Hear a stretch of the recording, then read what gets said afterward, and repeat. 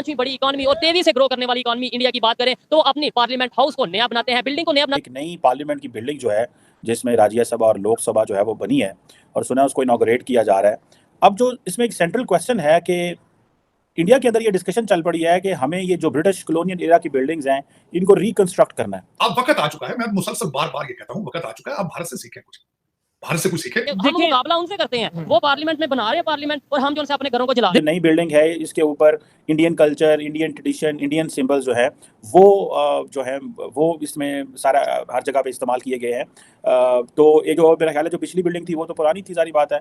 तो लेकिन वो कह रहे हैं कि हमें एक नई आइडेंटिटी देनी है, भारत से हमें सीखना चाहिए, क्योंकि उसमें मैं हमेशा ये कहता हूँ लेगेसी नहीं, लेगेसी का कोई शौक नहीं किसी को कि मैं चला जाऊंगा, रिटायर हो जाऊंगा, लोग मुझे किस तरह याद करें। जी हमें तो $1 बिलियन IMF से नहीं मिल रहा, वो $2.4 बिलियन की इमारत बना ली है। लेकिन hello friends, welcome to my channel for another reaction video on Pakistan. तो इस वीडियो में दिखेगा कि इंडिया में जो पार्लियामेंट इनॉग्रेशन है ना उसके ऊपर बातें हो रहा है। तो पाकिस्तानी मीडिया बोल रहा है कि हमें तो आईएमएफ से 1 बिलियन 2 बिलियन का लोन नहीं मिलता है और इंडिया दिन पर दिन वो तरक्की करता है। उन्होंने पार्लियामेंट बना लिया, उन्होंने अपना मान लीजिए जो असला हमने खरीदा है ना, असला मतलब होता है हथियार, मतलब military equipment from other country, उसका जो अमाउंट है ना वो बहुत ज्यादा है, मोर देन 10 बिलियन। तो इतना पैसा इंडिया के पास कैसे आ गया? देखिए इसके रीजन है कि हमारे पास पैसा है बिकॉज हमारा इकोनॉमी है।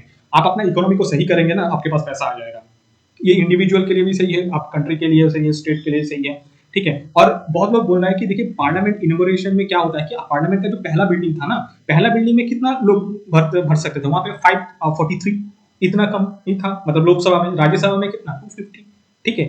तो अब और वो जो बिल्डिंग था ना, वो बिल्डिंग बना था 1927। आप सोच लीजिए ऑलमोस्ट 100 साल हो चुका है, हमारे पास एक नया पार्लियामेंट नहीं है।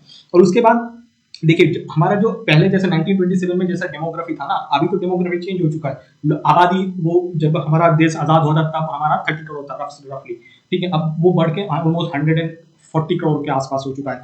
तो अब 140 करोड़ के आसपास हो चुका है। और ये जो 140 करोड़ के लोग ना, वो सेम ही लोग रिप्रेजेंट करते हैं। मतलब वो 1970 में शायद ये 543 को इसको सीज किया था नंबर को, लेकिन अब वो इन 2026 में आप देखिएगा वो बढ़ के 888 हो जाएगा, 888 हो जाएगा for Lok Sabha and for Rajya Sabha हो जाएगा 300, ठीक है।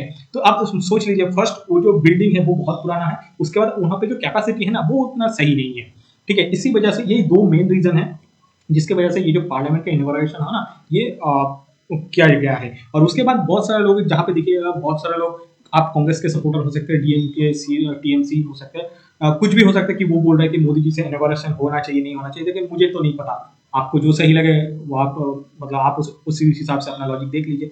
आई कैन ओनली से दैट कि I do have respect for your decision, मैं यही बोल सकता हूँ। उसके बाद सिंगल जो बोला जाता है ना कि जो सिंगल है ना वो रहेगा आपका जो लोकसभा का जो स्पीकर है ना उसका फ्रंट सीट पे एक रहता है, वो एक सिंबल टाइप का रहता है। आप पाकिस्तान में भी देखिएगा कि पाकिस्तान में वो हनुमान जी का गदा है ना वो रहता है। बहुत सारे लोग इसको धर्म से रिलेट कर रहे हैं कि नहीं ये हिंदू का सिंबल है, क्यों रहेगा?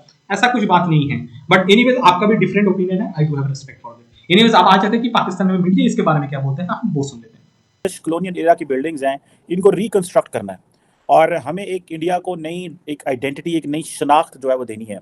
और जितने भी ये जो नई बिल्डिंग है इसके ऊपर Indian culture, Indian tradition, Indian symbol जो है वो जो है वो इसमें सारा हर जगह पे इस्तेमाल किए गए हैं।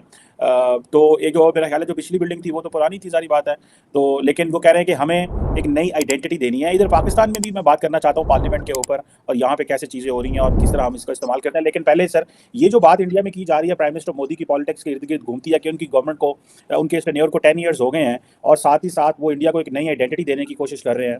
और ये जो कह रहे हैं कि हमें ब्रिटिश इरा की बिल्डिंग्स ही खत्म कर देनी है। So what do you make of this, ये जो माइंडसेट है या ये जो पॉलिटिकल अप्रोच है वहाँ की गवर्नमेंट की?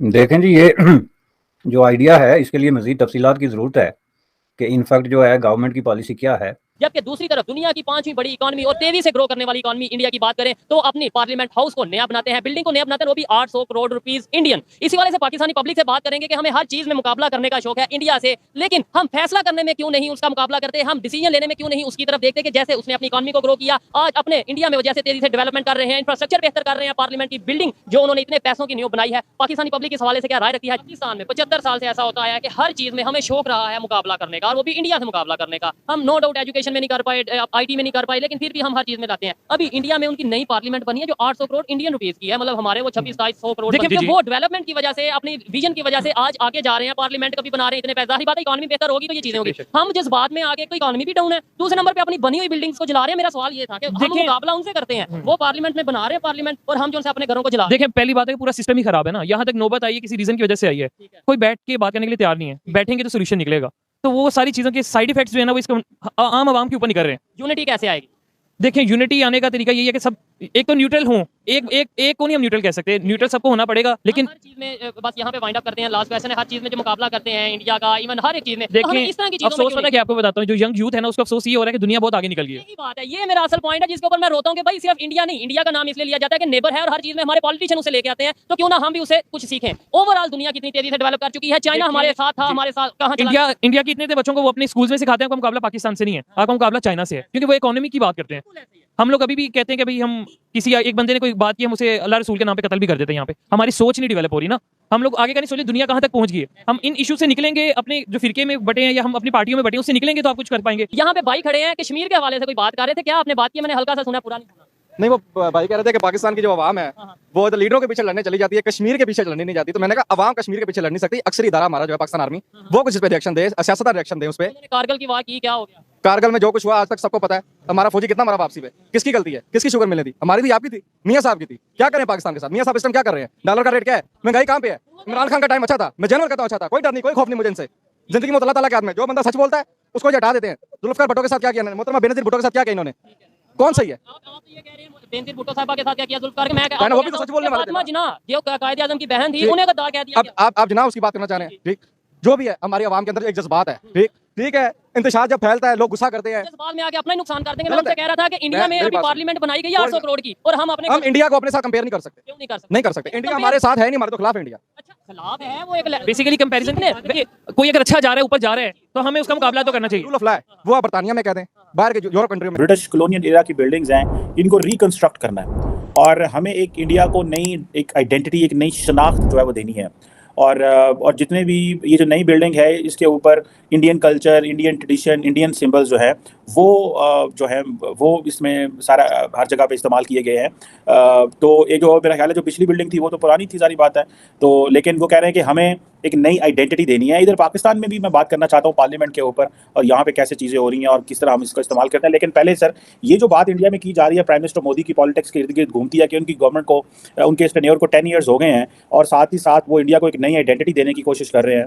और ये जो कह रहे हैं कि हमें ब्रिटिश इरा की बिल्डिंग्स ही खत्म कर देनी है। So what do you make of this, ये जो माइंड सेट है या ये जो पॉलिटिकल अप्रोच है वहाँ की गवर्नमेंट की? देखें जी, ये जो आइडिया है इसके लिए मज़ीद तफसीलात की ज़रूरत है कि इनफैक्ट जो है गवर्नमेंट की पॉलिसी क्या है। क्योंकि हमारे यहाँ जो इंडियन सब कॉन्टिनेंट में की बात कर रहा हूँ मैं, इंडिया पाकिस्तान में जो पॉलिटिशियंस हैं ना, वो मोस्ट ऑफ द टाइम बगैर सोचे समझे कोई बात करते रहते हैं, और उसकी ना कोई वैल्यू होती है और ना वो बात कहीं ठहरती है। यानी जिसका दूसरा मतलब है कि 50% तो उनकी बातें ऐसे इधर से उधर वाली होती हैं। तो ये अगर कोई बाकायदा पॉलिसी है तो इसके लिए आपको थोड़ा सा जो है ना वो देखना पड़ेगा कि इस पॉलिसी के पीछे रैशनल या लॉजिक क्या है। अब बात यह है कि इंडिया एक पुरानी तहजीब है, इसमें कोई शक नहीं, 5000 साल पुरानी एक तहजीब है, लेकिन वहाँ 5000 साल पुरानी कोई बिल्डिंग्स नहीं हैं।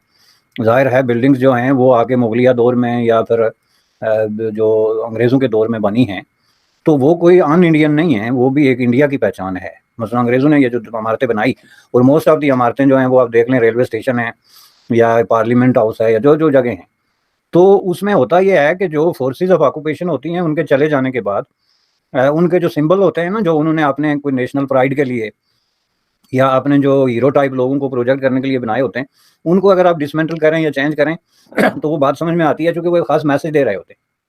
लेकिन ब्रिटिश कॉलोनियल एरा की जो बिल्डिंग्स हैं वो इंडिया से लेके तो अमेरिका तक, और अमेरिका से लेके ऑस्ट्रेलिया तक, दुनिया के किसी मुल्क, ये 8वां देख लें पूरा जो पार्लियामेंट हाउस और ये सारा सिलसिला है, तो ये चीज़ें जो हैं ये उन मुल्कों की तारीख का हिस्सा है। अब ये किसने बनाई उसका कोई ताल्लुक उनके कॉलोनियल जो है लेगेसी नहीं बनती वो, या कोई इस तरह की कि आप उसे ऑन या डिसऑन करें, वो आपकी अपनी प्रॉपर्टी है।